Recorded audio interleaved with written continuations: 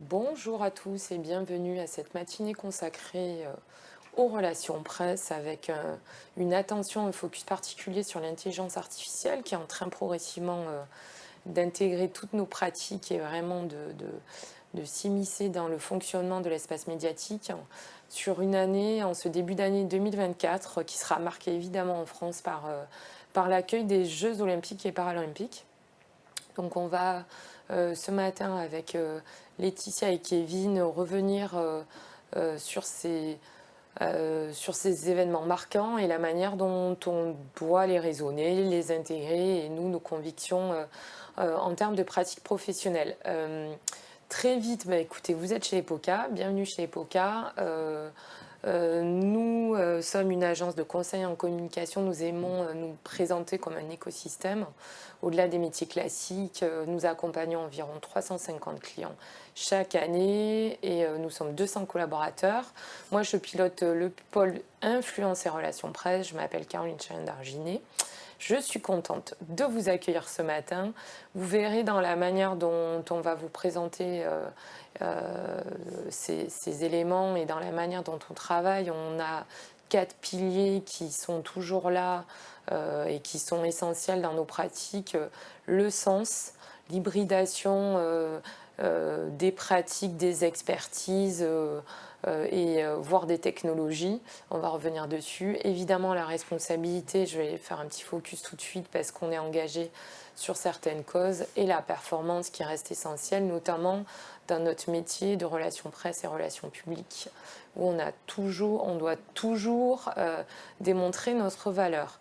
En termes d'engagement, je voudrais faire un petit focus ce matin sur les assises de la parité, puisque j'en suis partie prenante et très moteur, et qu'on cherche toujours des partenaires pour les monter cette année. Donc les assises de la parité, c'est un temps fort qui l'an dernier s'est déroulé au ministère de l'économie et des finances, qui cherche à partager entre les acteurs du public, du privé et l'enseignement supérieur les bonnes pratiques pour permettre aux femmes vraiment d'exploser le plafond de verre, en tout cas d'arriver à la parité dans les instances de dirigeantes. Donc voilà, si vous travaillez sur ces sujets-là, n'hésitez pas à revenir vers moi, à m'en parler. Et on s'intéresse aux enjeux de filière, évidemment. Cette année, on va avoir un focus aussi sur l'intergénérationnel et les générations d'entreprises. Voilà, aussi tout ce qui concerne la parentalité et les choix de carrière et les carrières professionnelles. Je ne reviens pas sur les autres engagements qui nous tiennent à cœur et qui sont très importants, sur lesquels on va revenir évidemment, notamment le handicap qui va être clé dans ces JO, on va revenir dessus. On est très fiers, on a des prix souvent, donc c'est pour ça qu'on vous présente, on a été primé récemment. Dans le métier des relations presse et des relations publiques, on aime bien se fixer souvent et on se dit qu'il y a 3 objectifs qu'il faut garder en tête.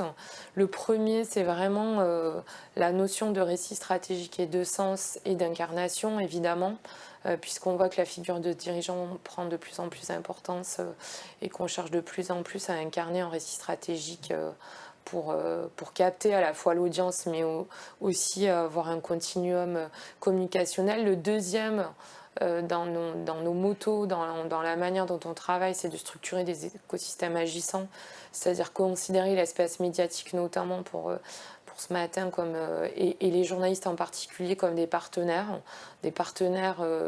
avec lesquels on co-construit plutôt que comme des cibles, et on va revenir pas mal dessus dans cette matinée. Et enfin, s'intégrer et s'appuyer sur... on a la chance d'être dans une période formidable en termes de technologie et d'innovation. Donc vraiment s'appuyer sur ces technologies, cette innovation, c'est d'ailleurs pour ça qu'on vous parle d'intelligence artificielle ce matin, pour gagner en performance.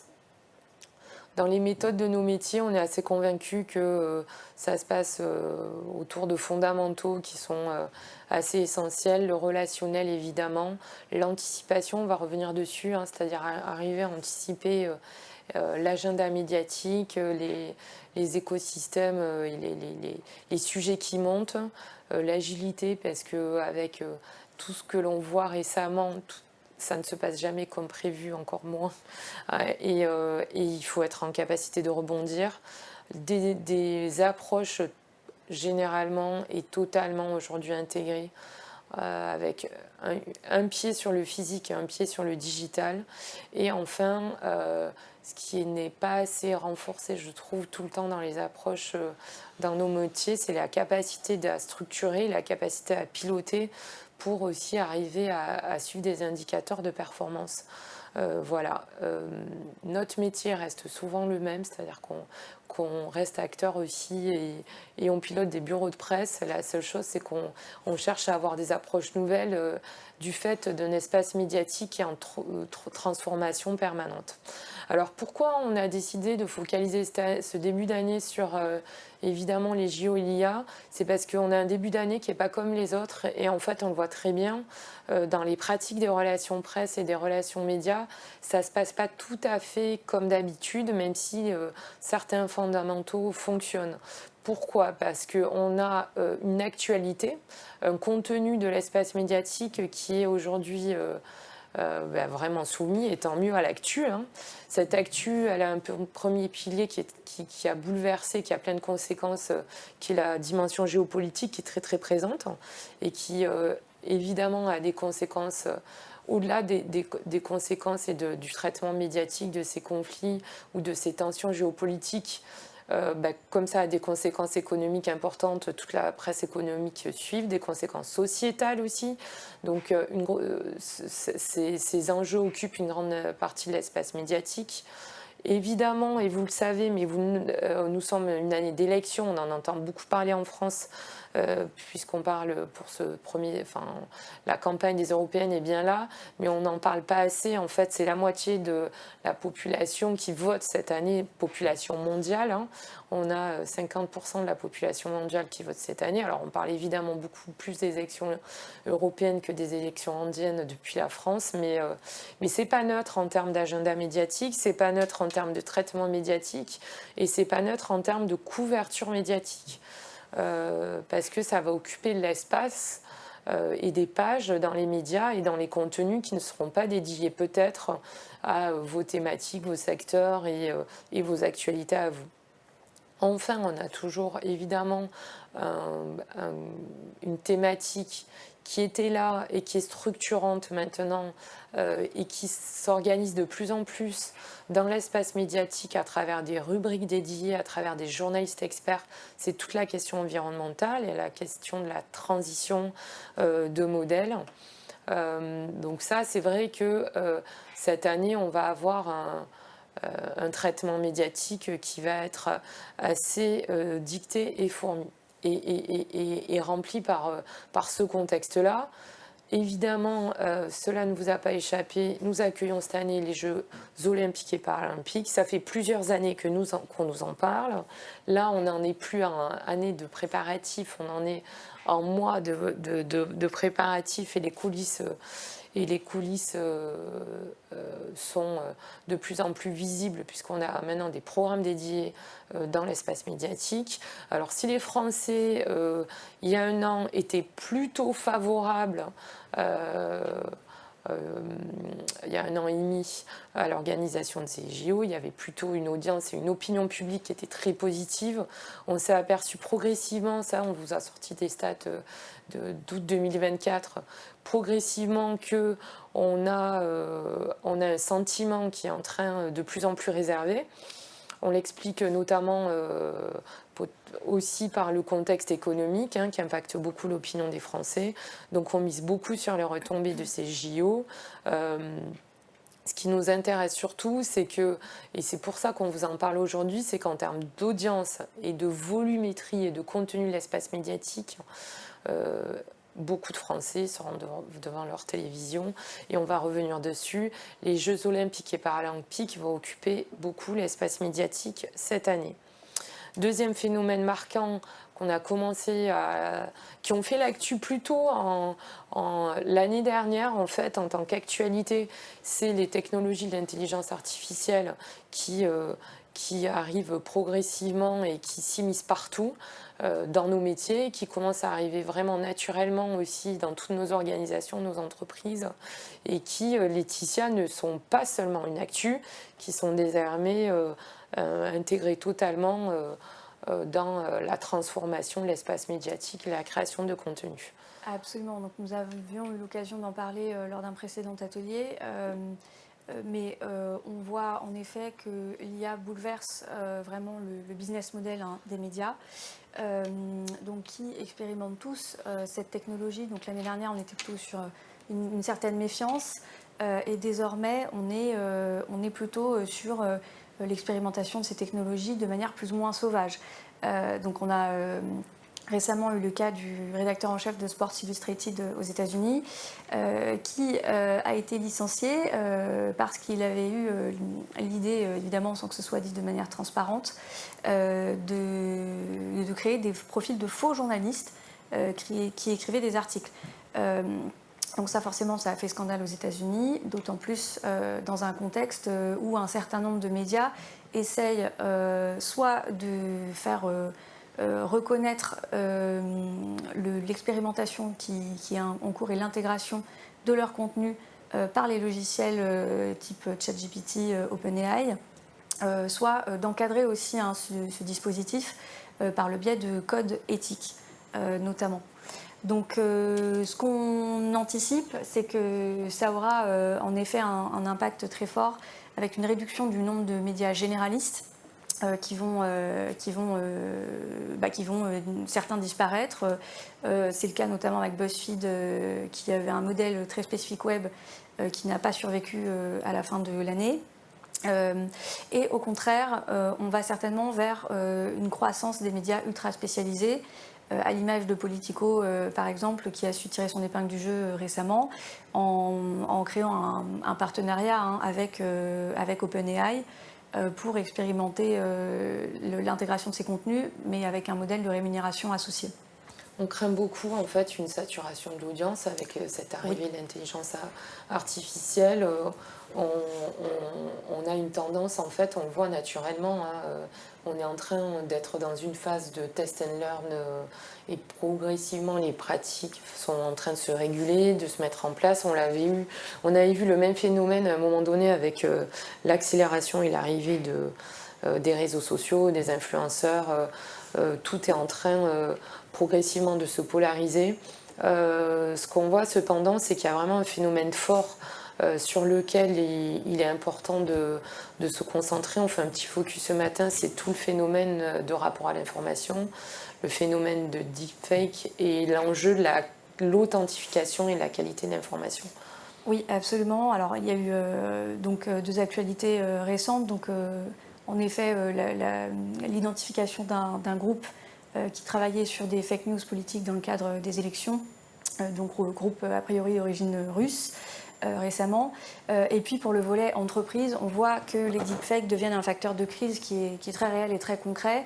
Il y a notamment une entreprise hongkongaise qui a perdu 30 millions de dollars la semaine dernière parce que l'un de ses employés a reçu un appel vidéo a priori de son PDG qui lui demandait de virer de l'argent. Or, ce n'était pas le PDG.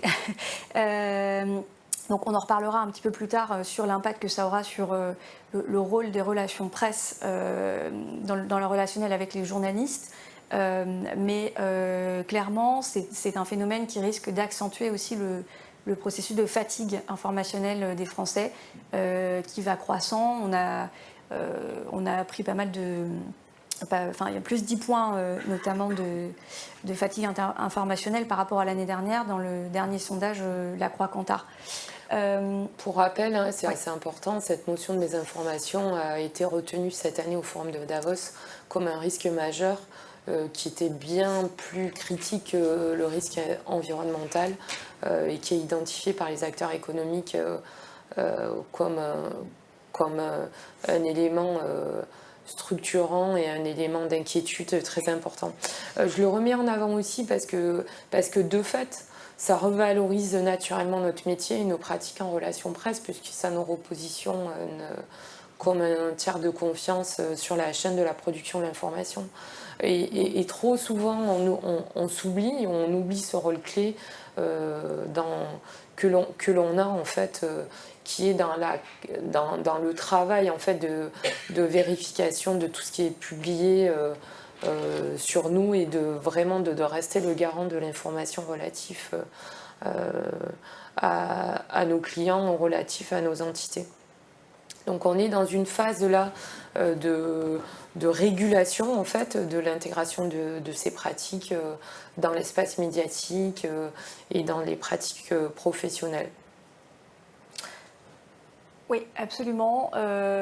Donc il y a en fait un enjeu qui va être de suivre cette évolution. Donc la France accueillera notamment le 2e sommet mondial sur l'IA cette année.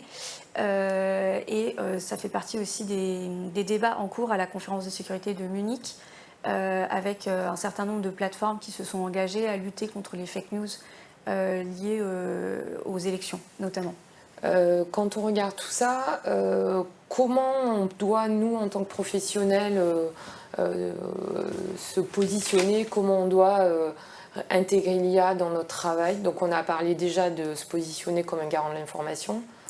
Voilà, donc ce qui primait avant, à savoir la création d'un relationnel de confiance avec les journalistes, est d'autant plus important, puisque typiquement, si on prend le cas d'une fake news, nous serons la caution et l'étape de vérification par le journaliste de la véracité des informations. D'autant plus dans un contexte où ça va de plus en plus vite et où les journalistes eux-mêmes et les rédactions elles-mêmes sont toujours en concurrence pour sortir les informations les premiers. Donc très important de les accompagner sur la notion de fact-checking et vraiment d'assumer ce rôle de tiers de confiance. Deuxième chose, donc en effet, c'est qu'il faut continuer à analyser les signaux faibles dans la couverture médiatique. Et puis, on va continuer aussi à suivre les modifications qui vont arriver et les débats, notamment au sein du monde des médias, ont suivi des états généraux des médias qui ont eu lieu cette année. Et puis, la notion d'écosystème reste aussi clé pour la suite. Alors ça, c'est un dernier point, c'est qu'on sait que comme les médias intègrent ces algorithmes de manière plus ou moins transparente, à l'image de Bloomberg sur de l'information financière par exemple, se pose la question demain de comment on fait pour émerger en tant qu'entreprise avec sa news ou avec son actualité. C'est-à-dire repenser l'usage de mots-clés, peut-être, pour essayer de percer davantage, repenser aussi la manière dont on formule ces actualités et peut-être aussi le timing de push de ces actualités, alors notamment en cette année des JO qui est si particulière. Merci pour la transition qui a été faite naturellement. On se pose un peu la question, évidemment, cette année, comment on gère en fait. Est-ce qu'on sort une actualité au mois de juin? Est-ce qu'on la sort au mois de juillet?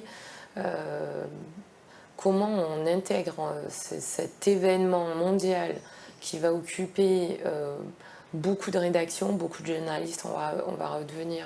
On va revenir dessus en chiffres.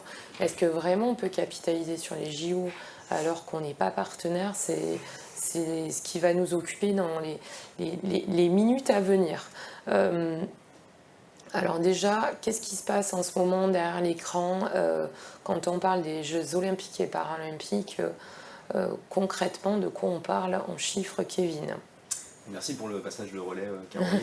Donc, pour revenir en tout cas sur les chiffres clés pour ces Jeux Olympiques et aussi ces Jeux Paralympiques, déjà ce qu'il faut retenir, c'est qu'il y aura 206 nations qui seront présentes, donc ça va faire en sorte que ce sera l'événement international à part entière et bien sûr 15 millions de visiteurs et surtout 26 000 journalistes accrédités et 8 000 non accrédités qui seront présents à Paris, avec notamment des dispositifs spéciaux qui seront mis en place dans la capitale et aussi dans les différents sites aux alentours.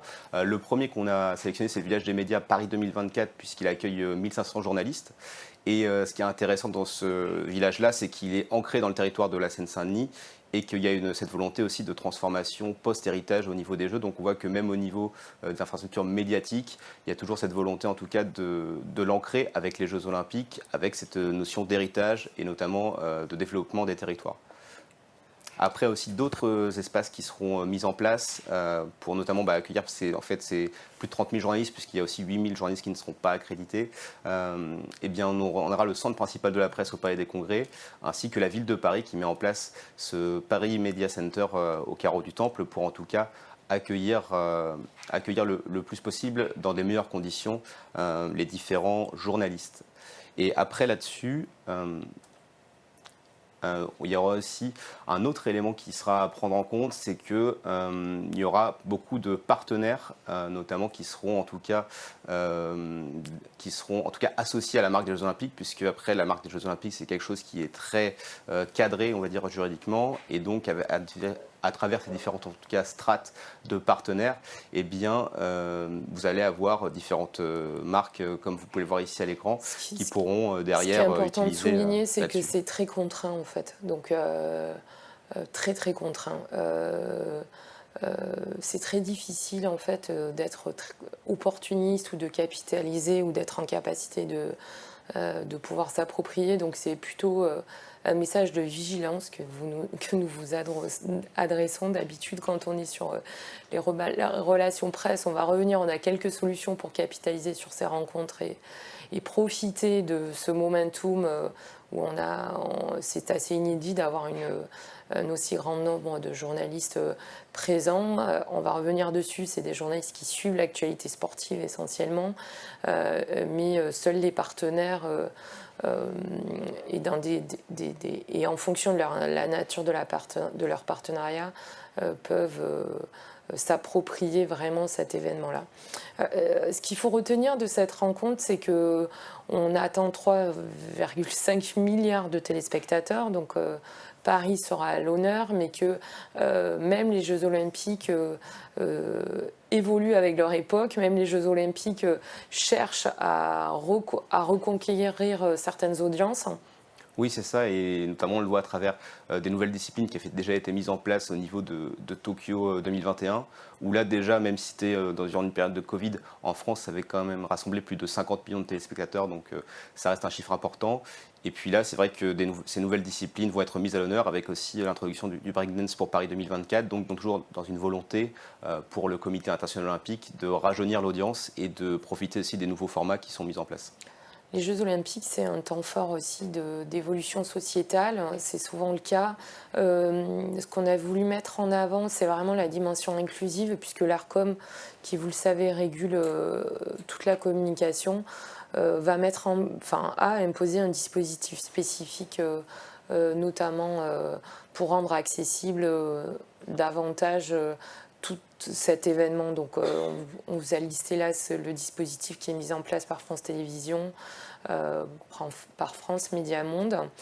Tout l'espace médiatique, évidemment, on vous a fait quelques focus et Kevin va revenir dessus, est en train de s'organiser et a prévu des contenus dédiés, des nouveaux formats, et les rédactions s'organisent pour traiter de manière très très spécifique ce rendez-vous international. Oui, c'est vrai, c'est ce qu'on a pu voir, c'est que les différentes rédactions hors sport, en tout cas, se sont toutes adaptées à cet événement très important pour l'année, notamment déjà tout le dispositif France TV et Radio France, avec déjà une allocation quasi totale du temps d'antenne sur les chaînes France 2 et France 3 pour profiter pleinement de l'événement, mais aussi de nouveaux formats qui sont mis en place. On peut le voir notamment au niveau de France Inter, qui va aussi renforcer son approche du sport, mais pas que, on le reverra après, sur tous ici les sujets connexes par rapport aux Jeux Olympiques.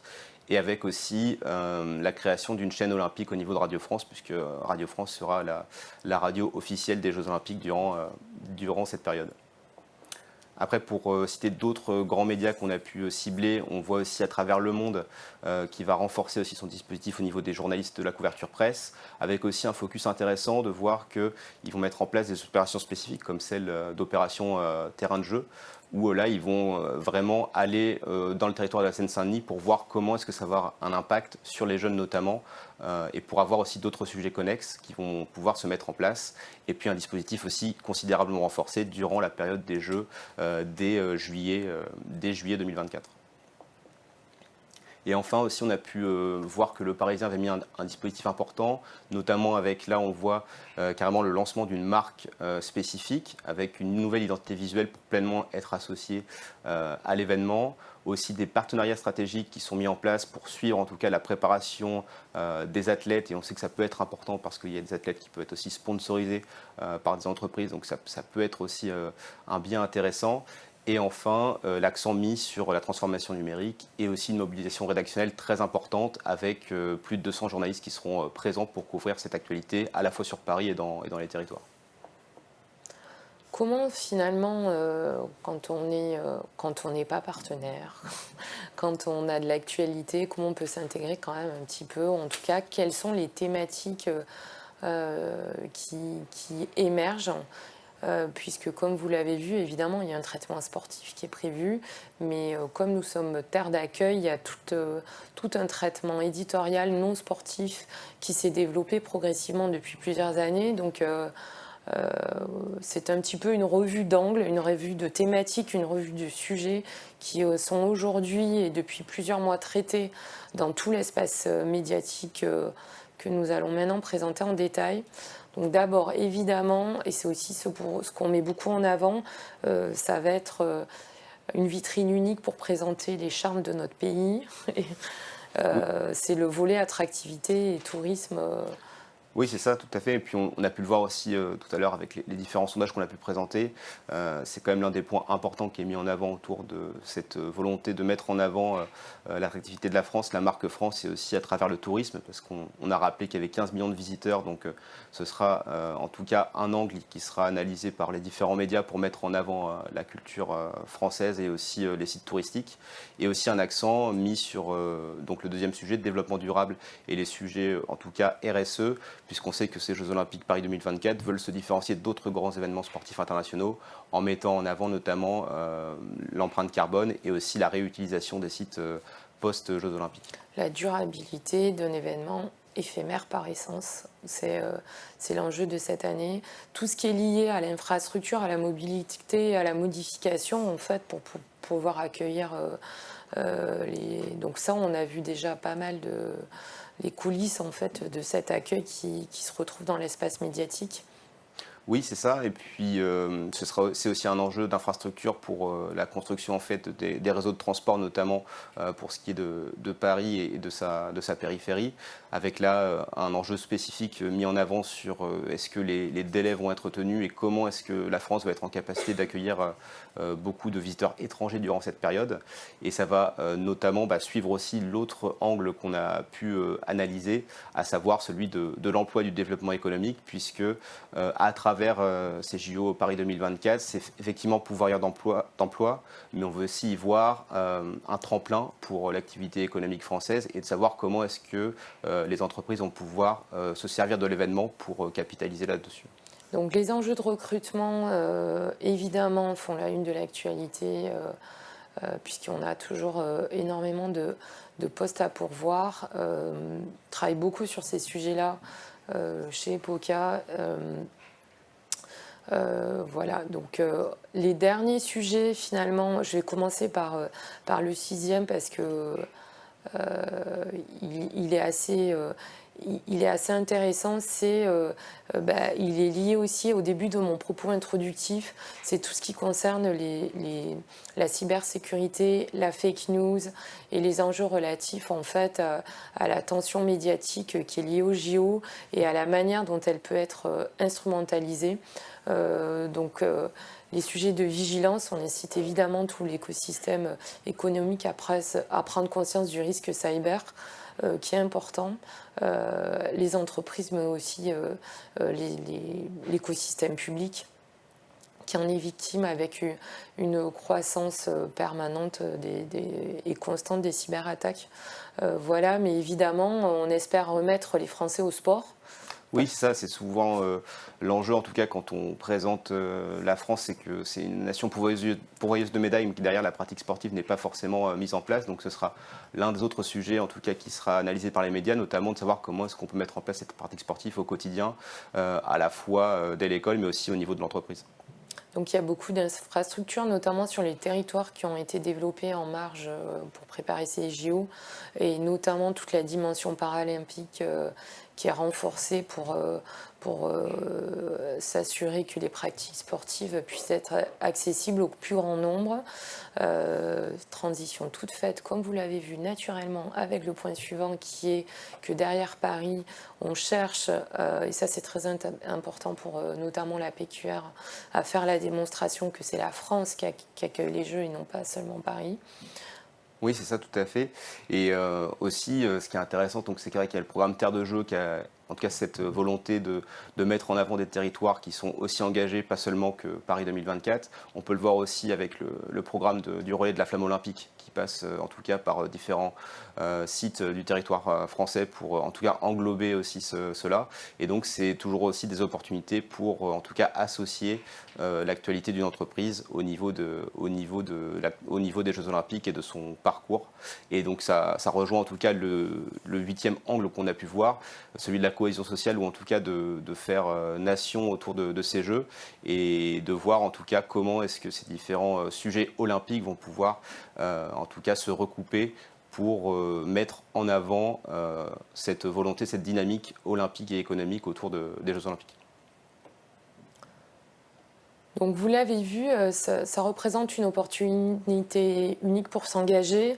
Alors évidemment, nombre d'entre vous vont le faire auprès de vos collaborateurs parce que c'est une audience première et on sait que derrière les valeurs des JO, on est avec cette thématique, l'intelligence artificielle et les JO, avec deux éléments qui sont transformateurs pour les organisations et les entreprises. Peut-être que les valeurs des Jeux Olympiques et Paralympiques peuvent être aussi utiles pour accompagner les changements qui sont liés, je suggère, qui sont liés à l'intelligence artificielle et à la manière dont ça bouscule vraiment nos quotidiens et l'espace médiatique dans son intégralité. Ce qu'il faut retenir, c'est que en fait, l'espace médiatique, évidemment, va être occupé par les JO, mais dans une temporalité finalement qui n'est pas très différente que les autres années, puisque les rédactions se mettent chaque année dans une organisation particulière pour couvrir l'été. Et s'organisent pour couvrir août de manière particulière. Donc en fait, par rapport à ce que vous avez l'habitude de conduire, ce qui est un peu incertain aujourd'hui, c'est plus jusqu'à quelle date, puisque vous avez entendu, comme moi, qu'il y avait peut-être pour la rentrée un tout petit décalage, c'est-à-dire on a un petit peu de difficulté à anticiper la manière dont va se passer le mois de septembre, en fait, finalement. Mais en termes d'organisation et de fonctionnement, finalement, les rédactions sont en train de mettre en place, comme vous l'avez vu, une organisation dédiée et spécifique qui n'est pas en mode été où généralement on est dans une organisation où on est beaucoup dans la reprise de dossiers froids ou de contenus pré-produits. Au contraire, là, on va être dans une organisation dédiée et spécifique à du contenu très chaud et avec de la production de contenu lié à l'événement sportif. Donc, ce que je vous incite, c'est surtout à intégrer cette partie-là et à pas trop se poser de questions. Les rédactions aujourd'hui fonctionnent et fonctionnent bien et continuent quand vous avez une bonne actualité, l'espace médiatique saura l'accueillir et la faire rayonner. Voilà, nous arrivons à l'issue de cet atelier. Nous vous remercions tous pour votre écoute. Évidemment, vous pouvez nous joindre sur LinkedIn pour continuer les échanges voilà, et intégrer du coup ces avancées. Voilà, on pourra partager avec vous des bonnes pratiques puisque on est vraiment en train, nous, de continuer à accélérer l'intégration de l'intelligence artificielle dans nos pratiques. Merci beaucoup et à bientôt. Au revoir.